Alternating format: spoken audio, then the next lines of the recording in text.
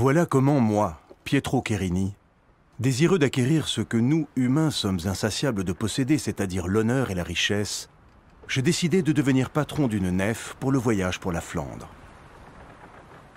Le 25 avril 1431, je quittai Candie pour un voyage qui allait se révéler dramatique et tourmenté. À cause des vents contraires, nous fûmes obligés de longer la côte de la Barbarie pendant plusieurs semaines. Nous arrivâmes à Cadix le 2 juin. Par la faute d'un pilote incompétent, nous heurtâmes un récif caché à proximité du haut fond de Saint-Pierre.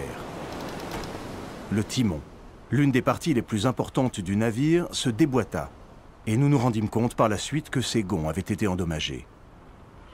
La coque elle-même s'abîma en 3 endroits, et l'eau commença à s'y infiltrer. Nous aurions pu être découragés par nos tourments, notre angoisse et notre ruine, mais Dieu le très clément nous vint en aide, et nous touchâmes enfin le port de Cadix où nous nous amarrâmes le 3 juin pour d'importantes réparations. Il nous fallut, non sans effort, décharger le navire et le mettre au carénage. Après 25 jours de travail, il fut enfin réparé et nous pûmes replacer la cargaison à son bord. Apprenant alors la nouvelle de la guerre entre mon illustrissime seigneurie de Venise et les Génois, je décidai d'augmenter l'équipage, qui atteint alors 112 hommes. Je repartis le 14 juillet, et afin d'éviter les navires ennemis que l'on attendait par l'ouest, je décidai de m'éloigner du cap Saint-Vincent en m'écartant de la route la plus empruntée. Le vent qui domine ces régions s'appelle Agione, et au large, il ressemble à un vent de nord-est que nous appelons le grec. Il m'empêcha de m'approcher de la côte, et durant 45 jours, nous dérivâmes au large des Canaries, qui sont des îles que les marins connaissent mal, en particulier ceux de nos régions, qui en ont fort peur.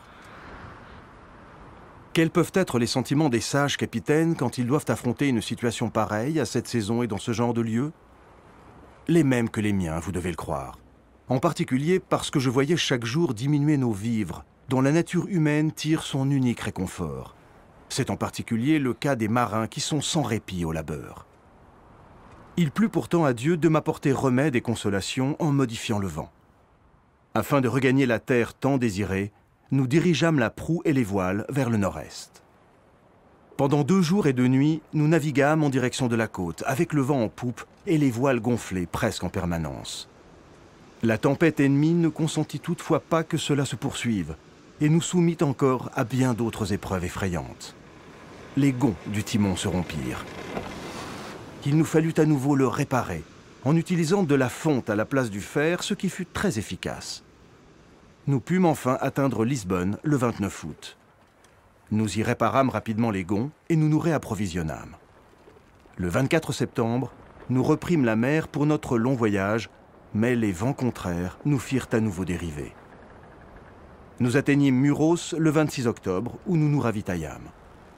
Le 28 octobre, nous reprîmes la mer, poussés par un vent de sud-ouest plutôt favorable qui, je l'espérais, allait persister.